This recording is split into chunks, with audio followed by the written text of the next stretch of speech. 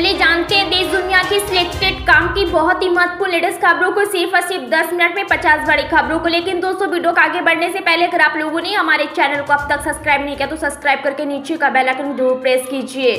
लोकसभा चुनाव 2024 के नतीजे बस कुछ ही देरी में साफ हो जाएगा कि देश में अगली सरकार किसकी बनने जा रही है। देश की 543 सीटों पर 7 चरणों में मतदान हुआ है, जिसमें बात आए एग्जिट पोल संकेत दे रहे हैं कि देश में फिर से एक बार मोदी सरकार आ रही है।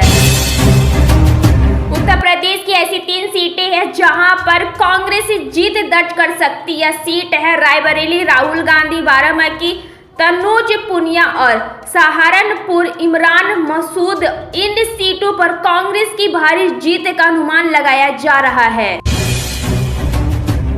गुजरात में इस समय भीषण गर्मी पड़ रही है, लेकिन जल्दी राहत मिलने की संभावना। भारतीय मौसम विभाग IMD ने पूर्वानुमान लगाया है कि दक्षिण पश्चिम मानसून 15 जून तक गुजरात में आ जाएगा, जिससे चिलचिलाती गर्मी से काफी राहत मिलेगी। केरल में 30 मई को जल्द ही पहुंचा मानसून अब तमिलनाडु, आंध्र प्रदेश, कर्नाटक, पश्चिम बंगाल और पूर्वांचल क्षेत्रों सहित कई अन्य राज्यों में पहुंच गया। इसके जल्द ही गुजरात, महाराष्ट्र और मध्य प्रदेश में पहुंचने की उम्मीद है।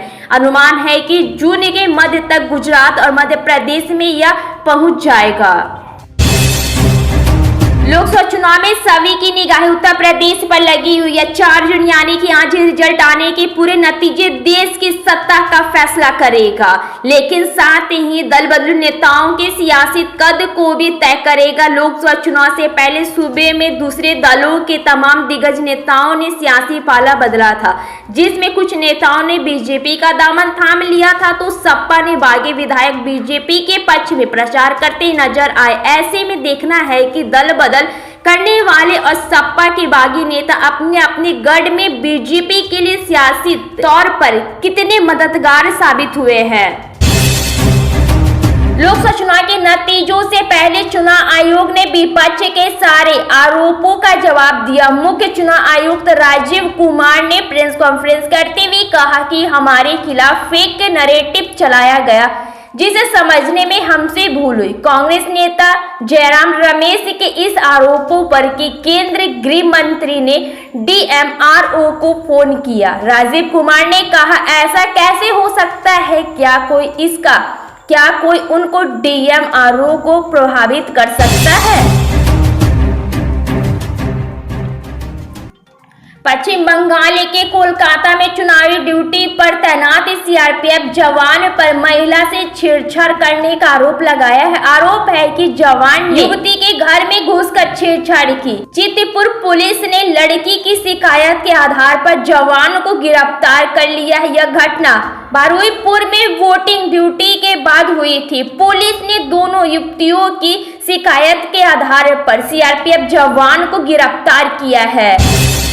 लोकसभा चुनाव के राष्ट्रपति जनतांत्रिक गठबंधन NDA के लिए जीत का संभावना देखने वाले एग्जिट पोल के नतीजों को खारिज करते हुए समाजवादी पार्टी प्रमुख अखिलेश यादव ने प्रधानमंत्री नरेंद्र मोदी पर कटाक्ष किया है। अखिलेश ने कहा है कि लोकसभा चुनाव के नतीजे मतगणना से नहीं बल्कि मतगणना से घोषित किए जाएंगे। उन्होंने कहा कि चुनाव का नतीजा वोटों की गिनती से आएगा, विचारों की गिनती से नहीं। मन की बात चुनाव में लागू नहीं होती, सिर्फ जन की बात चलती है। जब जनता जागरूक और सतर्क होती है तो कोई भी अपनी मर्जी नहीं कर सकता। अखिलेश यादव का इशारा प्रधानमंत्री नरेंद्र मोदी मन की बात की ओर था। अरुणाचल प्रदेश में भारतीय जनता पार्टी फिर एक बार सरकार बनाने जा रही है। 60 विधानसभा सीटों में से 46 पर बीजेपी की जीत हुई है। वहीं नेशनल पीपुल्स पार्टी ने 5 पर, राष्ट्रवादी कांग्रेस पार्टी ने 3 सीटों पर जीत। वहीं कांग्रेस को 1 ही सीट मिल पाई। आम आदमी पार्टी के सांसद संजय सिंह ने एग्जिट पोल को लेकर प्रेस वार्ता कर सवाल उठाया है। इसके साथ ही उन्होंने मीडिया चैनल के एग्जिट पोल को फर्जी करार देते हुए देश भर में इन्हें बंद करने की मांग की है। हमारे चाचा नीतीश कुमार बिछड़ों की राजनीतिक और पार्टी बचाने के लिए कोई भी बड़ा फैसला 4 जून के बाद ही ले सकते हैं। बिहार के पूर्व डिप्टी सीएम और आरजेडी नेता तेजस्वी यादव ने 7वें चरण के मतदान से ठीक पहले ये बात कही थी। लोकसभा चुनाव के एग्जिट पोल आ गए हैं। लगभग सभी एग्जिट पोल में बीजेपी के नेतृत्व वाली एनडीए सरकार की संभावना जताई गई है। ऐसे में इन एग्जिट पोल पर ममता बनर्जी की प्रतिक्रिया आई है। ममता बनर्जी ने रविवार को कहा कि एग्जिट पोल प्रेडिक्शन का जमीन से कोई लेना देना नहीं है, इन्हें 2 महीने पहले घर में बैठकर तैयार किया गया है। लोकसभा चुनाव 2024 के 7 चरणों की वोटिंग खत्म होने के बाद एग्जिट पोल में दावा किया गया है कि बीजेपी तीसरी बार सरकार बनाएगी। एग्जिट पोल में बीजेपी की भारी जीत की भविष्यवाणी की गई है। हालांकि राहुल गांधी समेत पूरे विपक्ष ने एग्जिट पोल के अनुमानों को खारिज कर दिया है। राहुल गांधी ने एग्जिट पोल को मोदी का काल्पनिक सर्वे करार दिया है। अमूल ने रविवार को थैली वाले दूध की कीमतों में लगभग 2 रुपए प्रति लीटर की बढ़ोतरी की घोषणा की है। रविवार देर रात मीडिया को दिए गए बयान में कहा गया कि नई कीमतें 3 जून से देश भर के सभी बाजारों में लागू होगी। अमूल ब्रांड नाम से दूध और दूध उत्पादों के आपूर्तिकर्ता गुजरात सहकारी दूध विपणन संघ अपने बयान में कहा कि 2 रुपए प्रति लीटर की वृद्धि का मतलब एमआरपी में 3 से 4% की बढ़ोतरी है। भारतीय जनता पार्टी के सूत्रों ने इस और इशारा किया है कि भाजपा के राष्ट्रीय अध्यक्ष जेपी नड्डा राज्यसभा में सदन के नेता हो सकते हैं, वह पीयूष गोयल की जगह ले सकते हैं। दरअसल पीयूष गोयल अभी तक राज्यसभा में सदन के नेता थे, लेकिन इस बार भाजपा ने पीयूष गोयल को नॉर्थ मुंबई से लोकसभा चुनाव के मैदान में उतारा है। पार्टी का भरोसा है कि पीयूष गोयल इस चुनाव में जीत दर्ज करेंगे और वह निचले सदन में जाएंगे।